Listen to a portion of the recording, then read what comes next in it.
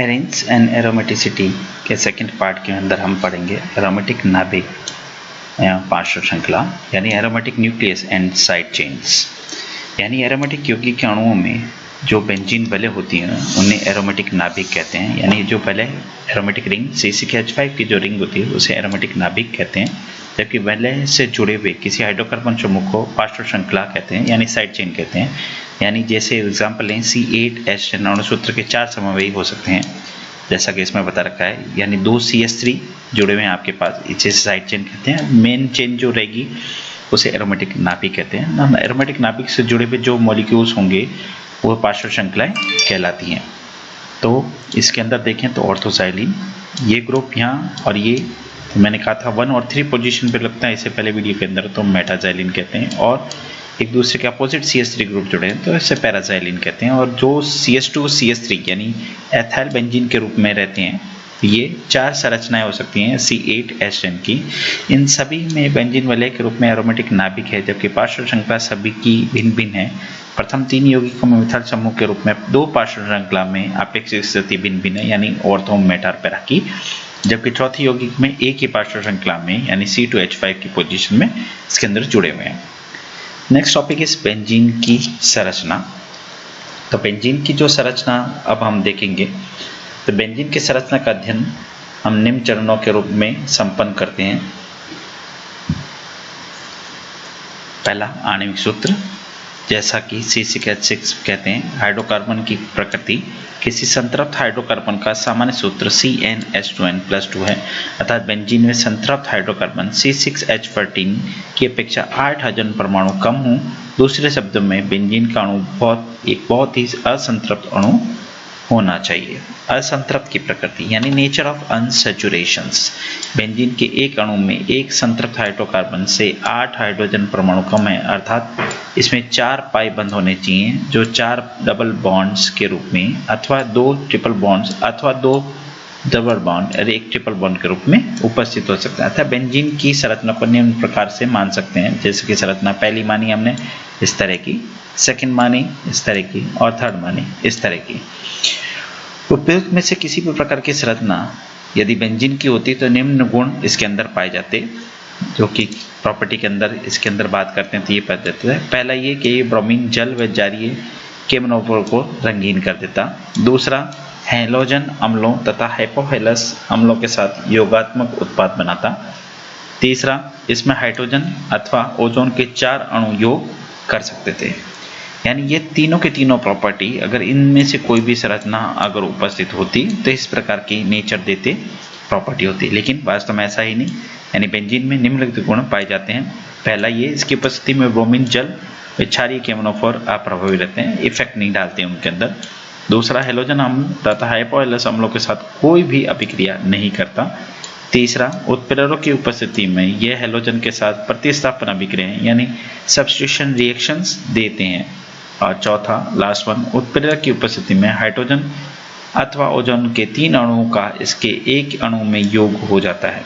यानी जितनी भी ऊपर जो संरचना दे रखी थी वो उचित नहीं थी, इसलिए नेक्स्ट आया आपके चक्रीय संरचना। उपयुक्त तत्वों से स्पष्ट है कि बेंजीन सामान्य विवृत श्रृंखला वाला यौगिक नहीं है, वरन 3 द्विबंध वाला एक चक्रीय यौगिक है, क्योंकि चक्रीय यौगिकों में संतृप्त हाइड्रोकार्बन का सामान्य सूत्र CnH2n होता है। उसी के अनुसार बेंजीन C6H2 मल्टीप्लाई बाय 6 यानी C6H6 को एक अणु में 3 द्विबंध होना चाहिए, यानी हाइड्रोजन व ओजोन की अभिक्रिया में यही प्रमाणित होता है। यानी इसमें 3 डबल बॉन्ड यानी द्विबंध उपस्थित होते हैं। 3 द्विबंधों के साथ निम्न प्रकार की सक्रिय संरचनाएं संभव हैं। ये 1, ये 5th नंबर, ये 6th नंबर, ये 7th नंबर और ये 8th नंबर। ये सभी डबल बॉन्ड के साथ में निम्न संरचनाएं संभव थी, जिसमें ये पहली, दूसरी, तीसरी, चौथी और लास्ट वाली जो मेन है आपके पास वो 5वीं। बेंजीन का एक प्रतिस्थापी मोनोसब्स्टिट्यूट कंपाउंड केवल एक ही प्रकार का होता है, अर्थात तो उसका कोई समावी नहीं होता है। ये तभी संभव है जब बेंजीन के 6 हाइड्रोजन परमाणु एकदम समान हो। इस शर्त का पालन संरचना 5th और 6th द्वारा नहीं होता, अतः ये दोनों बेंजीन की संरचनाएं नहीं हो सकती। तो इसलिए आप ये दोनों संरचनाएं यानी 5th नंबर और 6th नंबर दोनों पॉसिबल नहीं है। बेंजीन के द्विप्रतिस्थापी यौगिक को 3 समावेश 3 isomers of di substituted benzene होते हैं, यानी संरचना 4 में 3 प्रतिस्थापी यौगिक नहीं किए जा सकते, अतः ये भी संरचना निरस्त की जाती है। अब 2 संरचनाएं बन जाती हैं संरचनाओं के लिए, एक तो 6 नंबर और 7th और 8th। केकुले ने जो था फ्रेडरिक ऑगस्ट केकुले ने 1865 में दी। इस संरचना में केकुल की संरचनाएं भी कहा जाता है, जो कि सबसे पुराना और लगभग यही संरचनाएं आज भी मान्य है। केकुले ने की संरचना के पक्ष में प्रमाण, इसका अणुसूत्र 3 द्विबंध की उपस्थिति में 6 हाइड्रोजन परमाणु समान होते हैं और द्विप्रतिस्थापी समूहों की संख्या 3 यानी ऑर्थो मेटा पैरा होना चाहिए और बेंजीन के समस्त गुण दर्शाते हैं कि इनकी संरचना ये और ये द्वारा जैसी होनी चाहिए, यानी 7 नंबर 8 नंबर जैसी होनी चाहिए।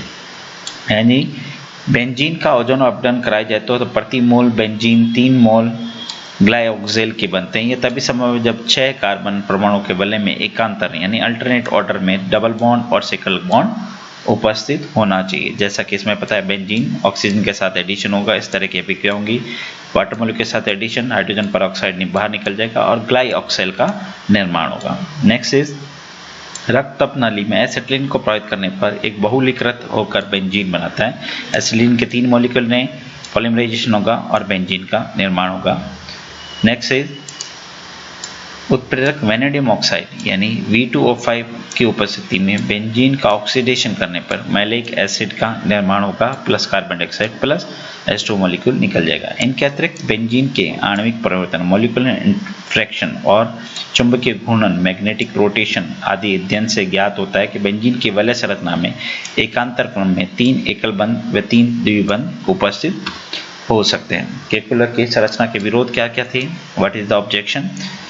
पहला यह था कि केकुलर संरचना दर पर बेंजीन के ऑर्थो व्युत्पन्न 2 प्रकार के होने चाहिए, 1, 2 और 1, 6। यानी ये सब्स्टिट्यूट जो है 1, 2 पोजीशन में होना चाहिए और दूसरा ये पोजीशन होनी चाहिए 1, 6, क्योंकि वास्तव में बेंजीन का एक ही ऑर्थो व्युत्पन्न बनता है, अर्थात 1, 2 और 1, 6 जो ऑर्थो हैं वो एक दूसरे के समरूप हैं, आइडेंटिकल है, जबकि केकुलर संरचना से ऐसा संभव नहीं था।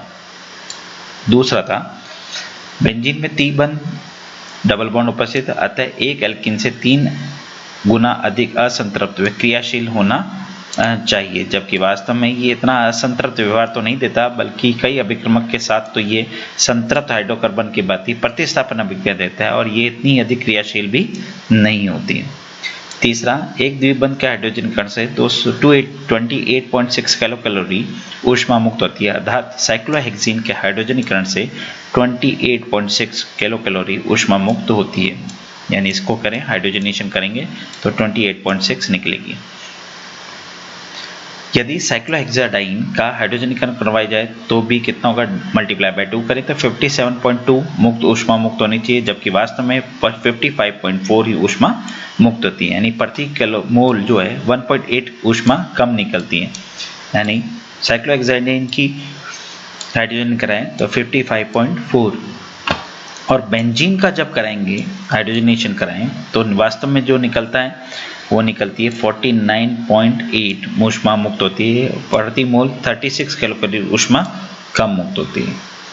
तो स्पष्ट है कि बेंजीन अपने अपेक्षित ऊर्जा स्तर से बहुत कम ऊर्जा स्तर पर इसलिए कम ऊष्मा मुक्त होती है। दूसरे शब्दों में कह सकते हैं कि बेंजीन केकुले संरचना या साइक्लोहेक्साडाइन की उपेक्षा बहुत अधिक स्थायी अवस्था में, जिसे निम्न प्रकार दर्शा सकते हैं। साइक्लोहेक्साडाइन यानी बेंजीन की कंडीशन में जो है आपके पास दूसरा बेंजीन और साइक्लोहेक्साडाइन की उपेक्षा क्या है आपके पास में स्थायी अवस्था के अंदर रहता है। इस स्थिति ऊर्जा है उसका डायग्राम, हाइड्रोजनीकरण ऊष्मा का स्थायित्व, साइक्लोहेक्सेन की बात करें और साइक्लोहेक्सीन, साइक्लोहेक्साडाइन, फिर बेंजीन और साइक्लोहेक्साट्राइन के एनर्जी ग्राफ बता रखे हैं।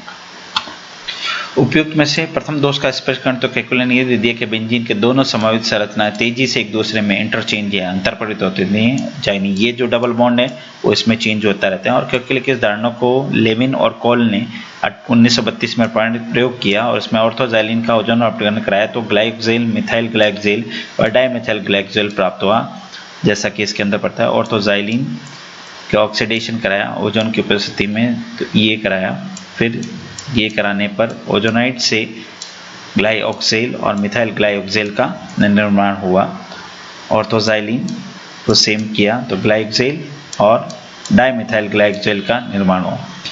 उपयुक्त अभिक्रिया से स्पष्ट है कि ऑर्थोजाइलिन के ओजोन अपघटन करवाने पर कुल मिलाकर एक अणु डाइमिथाइल ग्लाइऑक्सेल, 2 अणु मिथाइल ग्लाइऑक्सेल व 3 अणु ग्लाइऑक्सेल के बनते हैं। बाद में हाइमन ने बताया कि बने हुए उत्पादों का अनुपात निम्न होता है। 0.88 अणु जो है डाइमिथाइल ग्लाइऑक्सेल, 2 अणु जो है मिथाइल ग्लाइऑक्सेल और 3.8 अणु जो है ग्लाइऑक्सेल, और ये सैद्धांतिक अनुपात जो है 1:3 के समरूपी होता है, लेकिन कैलकुलस के बेंजीन की साधारण विशेषता को नहीं समझा सका था।